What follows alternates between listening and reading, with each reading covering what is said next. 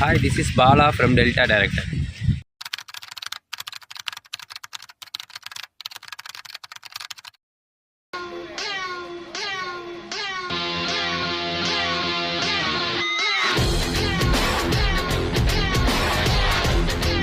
இந்த வீடியோவில் நம்ம என்ன பார்க்க போகிறோம் அப்படின்னா ஒரு ஹாலிவுட் படம். இது வந்து ஒரு மிஸ்ட்ரி ஜேனரில் வந்து வரும். ஆக்சுவலாக வந்து இது வந்து ஒரு பேங்க் ராபரி சம்மந்தமான ஒரு படம். இந்த படத்தோட பேர் வந்து இன்சைடு மேன். ஒரு விஷயத்தை சக்ஸஸ்ஃபுல்லாக முடிக்க முடியும். இன்சைட் மேன் இது டைட்டில் மட்டும். நான் இந்த படத்தை பார்க்குறதுக்கு காரணம் வந்து மணிரத்னம் சார். என்ன அப்படின்னா, அலைப்பாயுதே எடுத்த காலகட்டத்தில் வந்து மாதவனோட இன்ட்ரொடக்ஷன் ஷாட்டு, அதாவது அந்த என்றென்றும் புன்னகை அப்படின்னு ஒரு பாட்டு வரும்ல, அந்த பாட்டு வர வேண்டிய இடத்துல வந்து ஒரு ஹாலிவுட் ஆல்பம் சாங்கை வந்து எடுத்து வச்சுக்கலாம் அப்படின்ட்டு வந்து மணிரத்னம் சார் வந்து பிளான் பண்ணியிருக்காரு. மணிரத்னம் ஏஆர் ரஹ்மான் காம்போல வந்து எவர் கிரீன் படம் அலைப்பாயுதே. இந்த படத்துல மாதவன் இன்ட்ரோ சீனுக்கு மணிரத்னம் முதலா பேக் ஸ்ட்ரீட் பாய்ஸோட இந்த பாட்டை வச்சு ஷூட் பண்ணியிருக்காரு.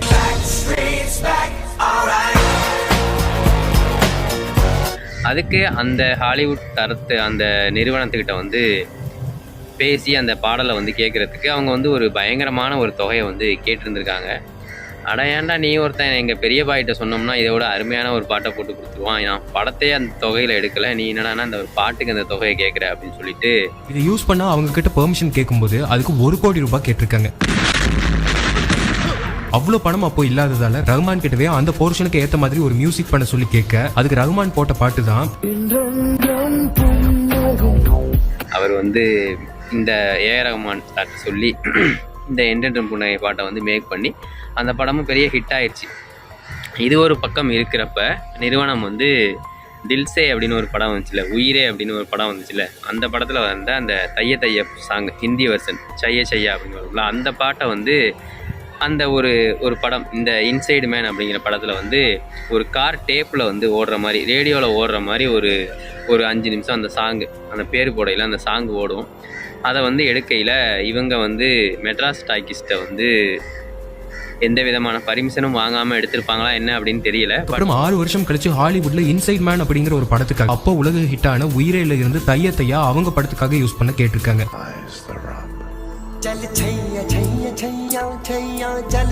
அலைப்பாயுதேல அவங்க பாட்டை யூஸ் பண்ண மட்டும் 1 கோடி கேட்டாங்க.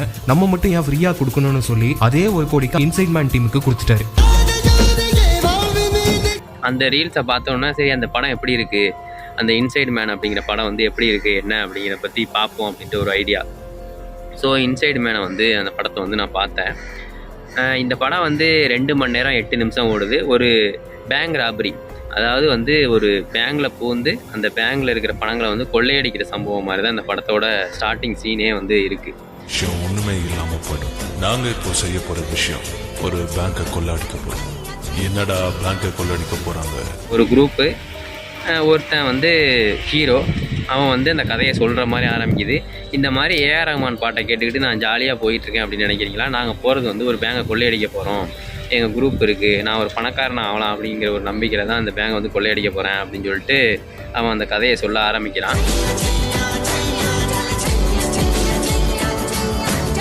இதுதான் அந்த படத்தோட ஒன்லைன். அவன் அந்த பேங்கை போய் கொள்ளையடிச்சிட்டானா இல்லையா, அவன் தப்பிச்சானா இல்லையா, அவனை போலீஸ் பிடிச்சாங்களா இல்லையா அப்படிங்கிறது அந்த படத்தோட முழு கதையுமே. இந்த படத்தை பார்த்ததுக்கப்புறம் தான் தெரிஞ்சிச்சு. பட் ஆனால் எல்லாருமே இதை நோட் பண்ணல. என்ன அப்படின்னா, அஜித் சார் நடித்த துணிவு அப்படிங்கிற படம் வந்துச்சுல்ல, அப்படியே டிட்டோவாக இதே மாதிரி இருக்குங்க. ஃப்ளாஷ்பேக் சீனு, அந்த பேங்க் வந்து நம்மள்கிட்ட கொள்ளையடிக்கும்ல சில விஷயங்கள், 500 ரூபா இல்லாட்டி காசை பிடிங்க இப்போ எடுத்துருவோம், ஒரு 500 ரூபா வந்து மாதம் மெயின்டைன் பண்ணாட்டி நம்மள்ட்ட இருந்து காசை கட் பண்ணிடுவாங்க, ஏடிஎம்க்கு இவ்வளவு கட் பண்ணுவாங்க அப்படிங்கிற சீன் மட்டும் அதில் புதுசாக வச்சுருக்காங்க. பட் வந்து மேக்ஸிமம் சீனு கிட்டத்தட்ட ஒரு ஃபர்ஸ்ட் ஹாஃப் ஃபுல்லாகவே வந்து இந்த படத்தோட அப்படியே டிட்டோவாக எனக்கு தெரியுதுங்க. அந்த படத்தை நீங்கள் பார்த்தீங்க அப்படின்னா உங்களுக்கே புரியும். விடு அவரு கடமை அவரு பண்ணுறாரு, நம்மே அதை பற்றியெல்லாம் பேசிக்கிட்டு. இன்க்ளூடிங் அந்த பேங்கோட வடிவமைப்பு இருக்குல்ல, அந்த துணிவு படத்தில் வந்து யுவர் பேங்க் அப்படின்னு போட்டிருப்பாங்க, அந்த அப்படி இறங்கி அப்படி மேலே ஏறுற மாதிரி போகிறது, பேங்கோட என்ட்ரன்ஸு எல்லாமே கிட்டத்தட்ட அந்த படத்தில் வர்ற பேங்க் மாதிரியே தான் எனக்கு தெரிஞ்சிச்சு.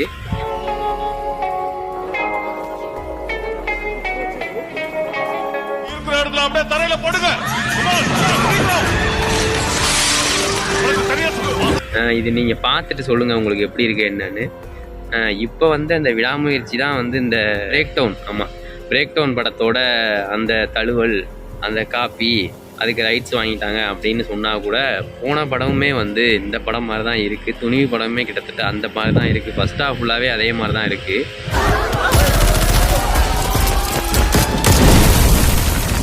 ஓகே, இதை வந்து அப்போ யாருமே எதுவுமே சொல்லலை. நானும் எந்த ரிவ்யூவரும் இதை சொல்லி பார்க்கவும் இல்லை. இந்த படத்தை பார்த்தோன்னே என்ன இந்த படம் வந்து அந்த படம் மாதிரியே இருக்குல்ல அப்படிங்கிற மாதிரி எனக்கு தோணுச்சு. அந்த செகண்ட் ஹாஃபில் வர்ற அந்த தீம் மட்டும் தான் சேஞ்ச் பண்ணியிருக்காங்களே தவிர கிட்டத்தட்ட படத்தோட அந்த போக்கு, அந்த லொக்கேஷன் எல்லாமே வந்து அதை பார்த்தா வந்து இன்ஸ்பயர் பண்ணியிருக்காங்க அப்படிங்கிற மாதிரி தான் எனக்கு தோணுச்சு.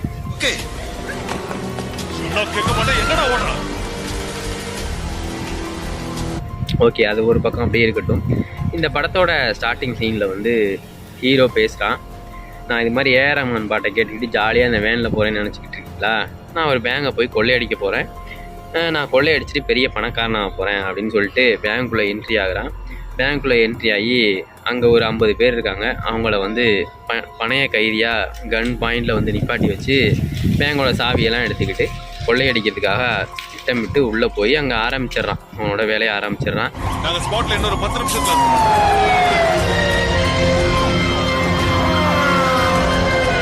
எல்லா ட்ரெஸ்ஸையும் எங்கள்கிட்ட சொல்லிட்டு எல்லாருக்கும் ஒரே மாதிரி யூனிஃபார்மாக ஒரு ட்ரெஸ்ஸை வந்து கொடுத்துட்றான்.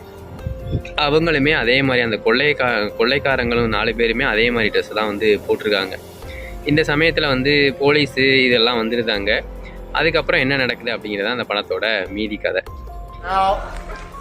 எல்லாரும் நான் இப்போ கொடுக்குற அந்த ட்ரெஸ்ஸையும் மாஸ்கையும் போட்டுக்கணும். ஆக்சுவலாக வந்து பணம் கட்டுக்கட்டாக இருக்குது. இவங்க அந்த போலீஸ் தரப்புலேருந்து அந்த துணிவு படத்தில் எப்படி அந்த மாதிரி வருமோ அந்த சீக்வன்ஸ்லாம் இதுலேயும் இருக்குது. இவங்க போலீஸ்கிட்ட பேசுகிறது, அவங்க போலீஸ் வந்து இவங்கள்ட்ட ஃபோனில் பேசுகிறது, அப்புறம் சாப்பாடு கேட்குறது, இந்த பணத்தை எடுத்துகிட்டு போகிறதுக்காக எனக்கு 2 பஸ் வேணும், ஒரு ஏரோப்ளைன் வேணும் அப்படின்னு கேட்குறது, இந்த மாதிரி சம்பவங்கள்லாம் நடக்குது.